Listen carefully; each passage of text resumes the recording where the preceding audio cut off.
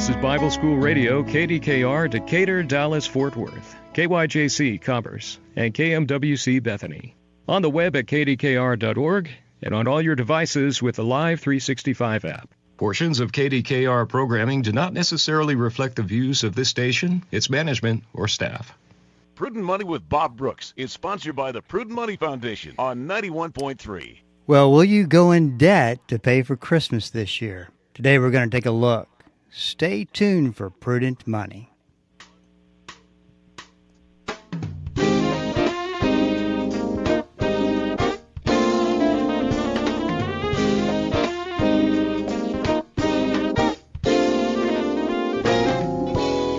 Good afternoon, this is Bob Brooks, and you are listening to the Prudent Money Radio Show. Thank you so much for joining me today. You know I do appreciate it. Listen, if you got a question for me, I want to let you know there's a place you can go to get that question answered, and it's at prudentmoney.com. Go to the top of the page where it says Ask a Question. How about that? And you'll go straight to the Q&A where you can send a question in. If that's not enough for you, in other words, if you got a more complex situation you need some opinions on or some advice on, you can go sign up for a little bit of for a short phone call, and we'll get you taken care of that way as well. There's lots of ways to get information, always at the website prudentmoney.com. So let me ask you a question. If you had a Christmas budget, what would it be? And do you have a Christmas budget? Did you, back in January of this year, look way out into 12 months down the road and say, you know, I'm going to spend X amount of dollars, and this is what I'm going to do to save this amount of money? I always called this time of year a very dangerous time on the pocketbook. I find that, and you may be one of those people, I'm one of those people who spend money and who do whatever they can to make Christmas a great time of the year for their family. And unfortunately, this year is going to be a little bit tougher to do that. You know, it's interesting to me that there's really two economic realities. And I was looking at some poll data today, and it said 40% of Americans, their largest concern of going into the election is the economy.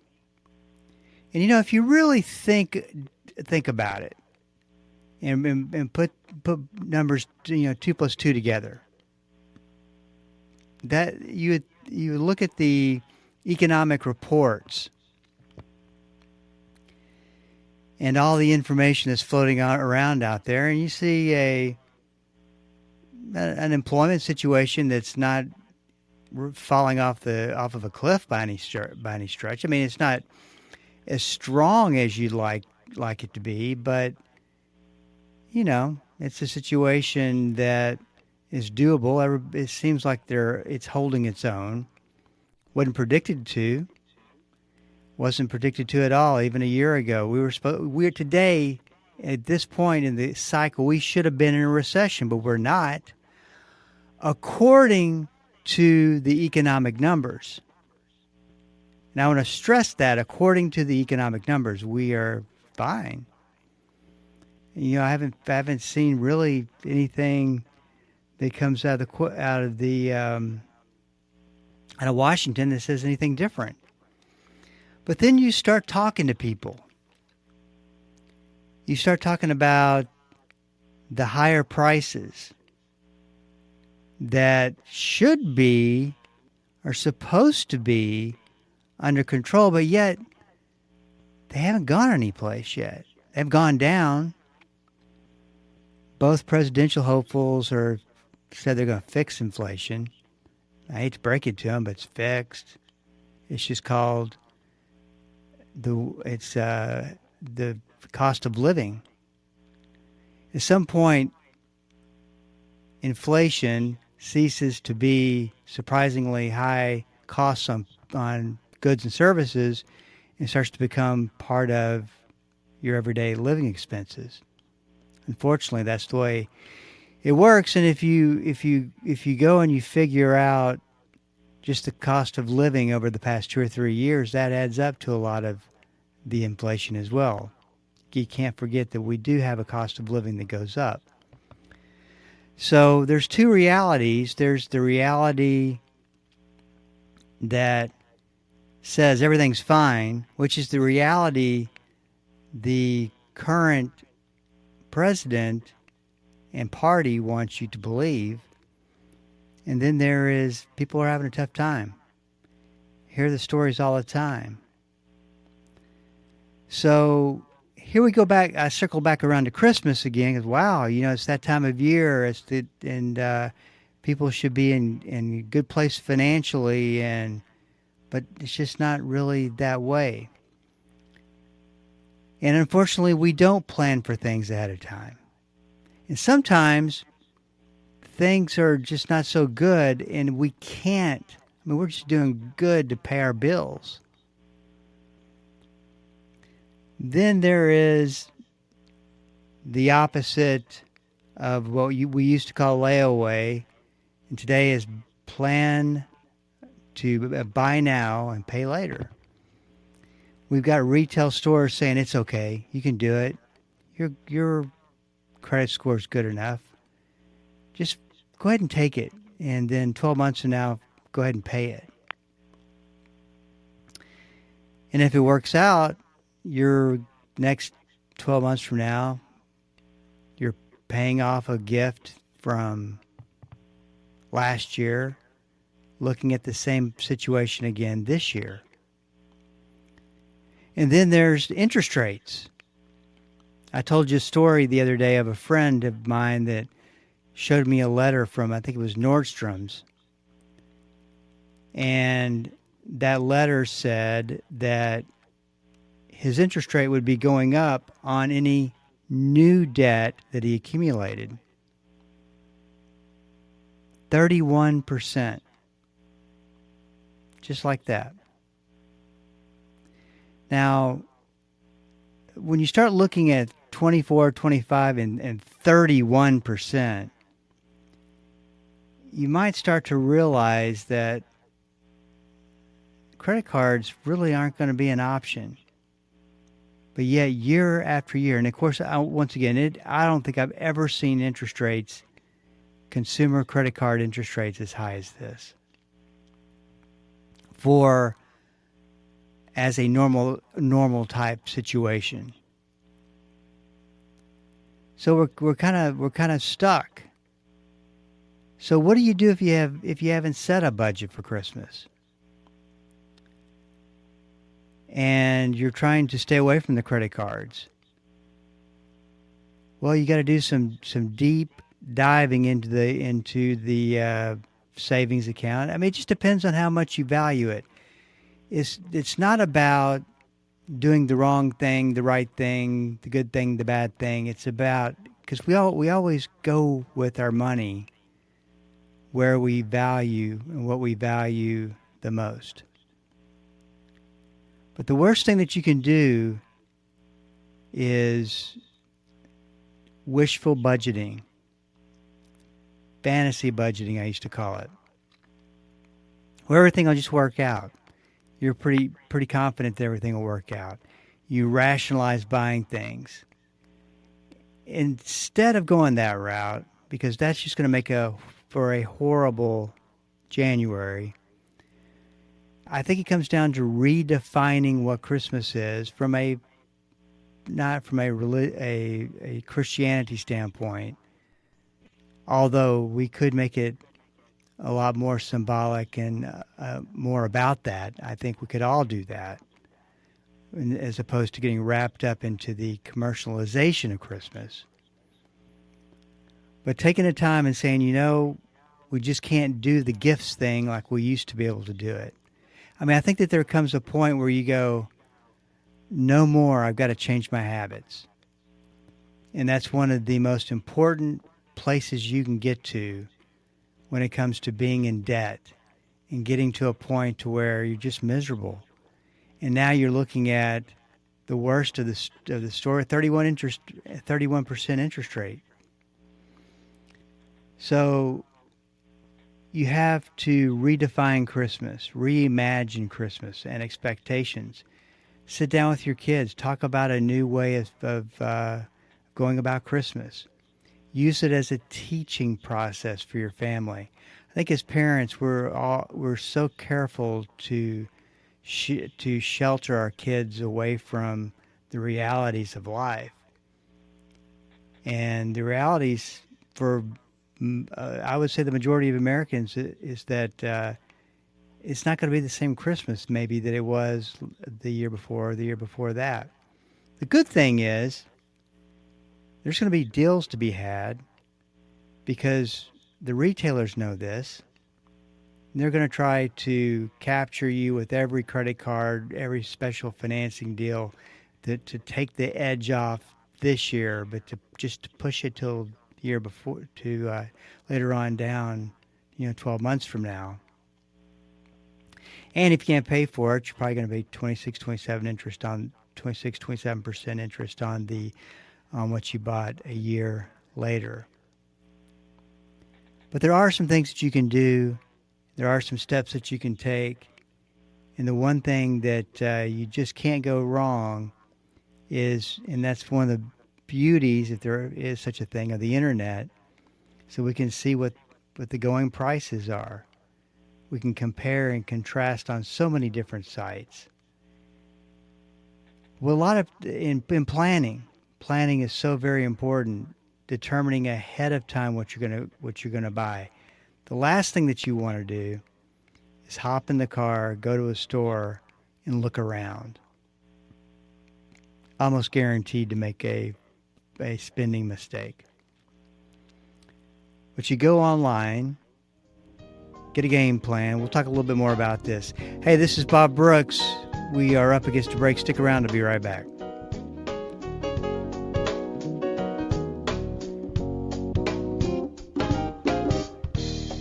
Hi, this is Bob Brooks, host of the Prudent Money Radio Show.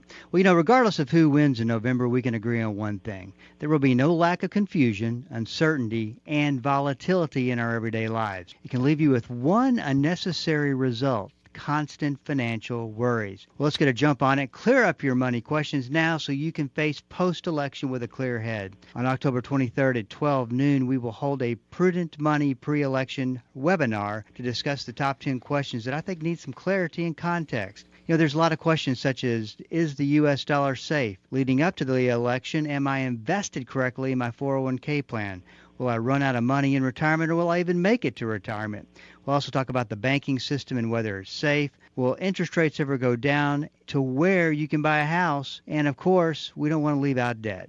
Will you ever get out of it? We will clear up the confusion. Well, to register, go to www.prudentmoney.com and sign up today. Once again, it's Wednesday, October 23rd at 12 noon. See you there. This is Rob Randall, your host and teacher of the Invisible War radio program. The Invisible War is the study of God's Word on how to walk in Christ's victory in the spiritual battles we face against the powers of darkness. Join me every Sunday morning at 9 right here on KDKR and KYJC in Commerce, your station for life. Welcome back. This is Bob Brooks, and you are listening to the Prudent Money Radio Show. Thank you so much for joining me today. I do appreciate it. We're talking about the webinar we're going to be doing October 23rd. I thought so much about this, we felt led to do this. There's just so much confusion out there. This webinar, and please hear me, I think I've done a very good job of staying away from politics this year. I've just barely stepped my toe in the water and made some political comments years ago. It's never really worked out for me. Some of the response was, "Why don't you stick with money?" And we didn't come to hear politics. So hey, I don't disagree. Okay, so It won't be about politics. It won't be about who's going to win, who's not going to win, who should win, who I support. None of that. This is about the foundation of concerns that I'm hearing day after day after day. Concerns that turn into financial worry, like the U.S. dollar is going to crash. Are they going to confiscate my retirement plan? What about the digital dollar? What's that look like? Why should I be concerned about that? What about inflation that gets rampant and out of control? And the situation is that we are in a balancing act in this country in so many different ways. But I believe that people are getting wrapped up into sensationalism because it is the season of sensationalism. And let's face it, this has just been a weird, for lack of a better word, election season. Just absolutely strange. So I'm going to cover these 10 questions. 10 questions I get more than that I typically get over and over again. And of course, I'm going to answer your questions if you have them. And I'm going to really, for one of the first time, give out resources that if you are facing debt, what you should do. Give you a resource for that. And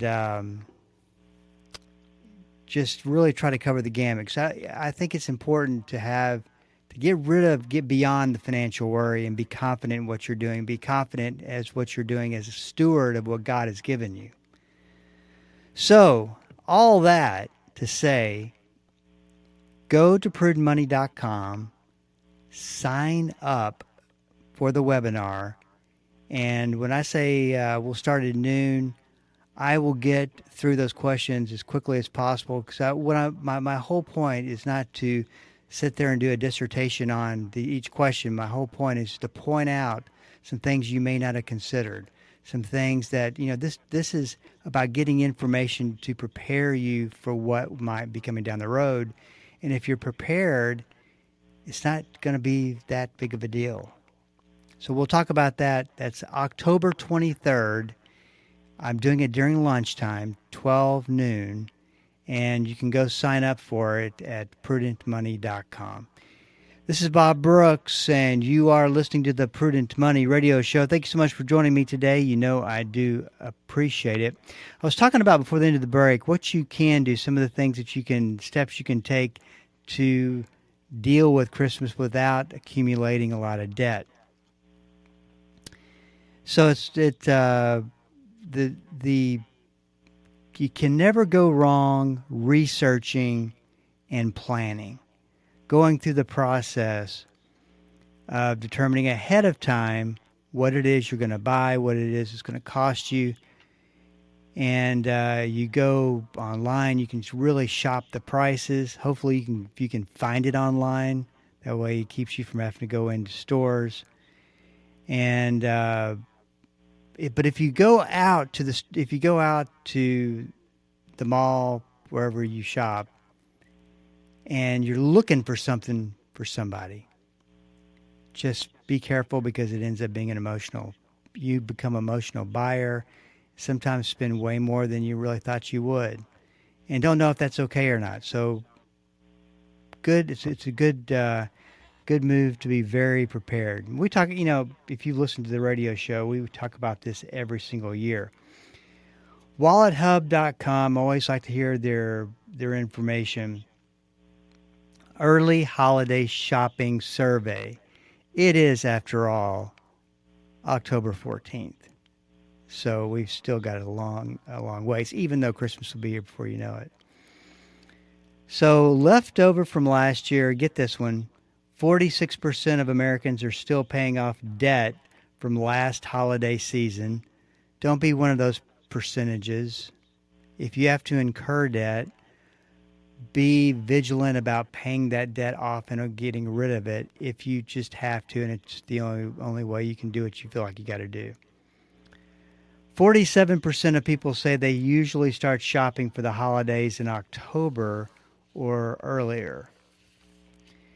once again, I think if you do it right, you're going to find some deals out there because it's the competition and it's all about trying to get consumers into the stores. Motivations for, nice lead into this one. Motivations for starting early. Lower prices, 38%, and more time to enjoy the holidays, 31%, are the two biggest motivators for people starting their shopping early, holiday shopping early. Holiday budgets. Sorry, Wallet Hub, but I have a hard time believing this one. And I think you will too. More than 9 in 10 Americans have a holiday budget. I can't say that with a straight face. 90%. I don't know where they get I don't know where they come up with that. See, it was a survey, I do believe, and people sometimes, there's certain things that they stretch the truth a bit. But anyway, that's just my own personal opinion. Debt avoidance strategies. 42% of people use strict budgeting as a strategy for avoiding holiday debt. I would like to think of it as militant type budgeting because it takes that sometimes. And, you might ask, well, how do you know? I have met, everything I talk about are more than likely mistakes I've made with money. That's why I know what I know. While 22% spread out their purchases over several months and 21% use only cash or debit cards. That's interesting. See, 42% of people use strict budgeting as a strategy. So that kind of doesn't make sense when you compare that to 9 in 10 Americans have a holiday budget. I guess maybe 6% or 60% of Americans don't follow it. Maybe something like that. While 22% spread out their purchases over several months and 21% use only cash or debit cards. I love both of those last two. I think if you got to take a little bit of debt, you have a reasonable strategy for paying it off, and maybe it takes you 3 months and you're done by the end of the first quarter.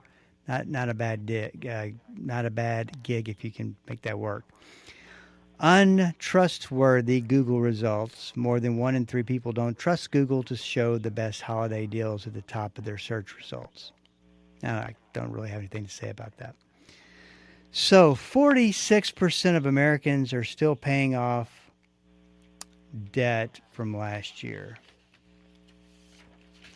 So let's talk as we wrap things up, talk a little bit about what you do as far as your strategy for after you've bought gifts. Do you know their return policy? Especially if you order it early online and it's mailed to you and it's still 40, 45, 50 days till Christmas. Better know the return policy. And then let's see what else. Make sure that you keep the receipts. Always have an envelope or a box or a drawer or someplace that you immediately go to put that receipt up. People, we get sloppy when we're running. We're so busy trying to fight traffic, trying to go to Christmas parties, doing everything we do at Christmas. It's just so busy. So we kind of just stick receipts wherever. Don't do that. Don't be that person. Don't rip up the box, and pay attention how it goes back into the box. Oh, man. Taking something back to a store with the box all ripped off. Sometimes they don't have fine print for that, but just know that they don't like that as a way of returning gifts. An organized Christmas reminds me of my wife who pulls out the large trash bags, have them set and ready so we can throw paper into them. But it's about planning, proper planning, and pray your way through this situation. Pray that you'll be a good steward. Pray that you will practice good stewardship. That's the name of the game. One side note as well: gift cards, very popular gift. Make sure you put those in a safe spot, especially if your kiddos get them, so they don't get lost. That's the worst. It's happened to me before, and how to explain to your kid, yeah, there was a $25 gift card, but we can't find it. So the bottom line is, I think you can survive Christmas, but you got to work at it a bit, plan, and do your thing. Once again, you'll be hearing more about this. October 23rd, we're doing our pre-election webinar. No, it's not about politics. It's about things you need to get straight in your financial house. And October 23rd, just go to the website, prudentmoney.com, and sign up. If you have a question for me, please go to the website at prudentmoney.com and send it in, because we are all out of time. Till we do meet again next time. Keep the faith and have a great rest of the day.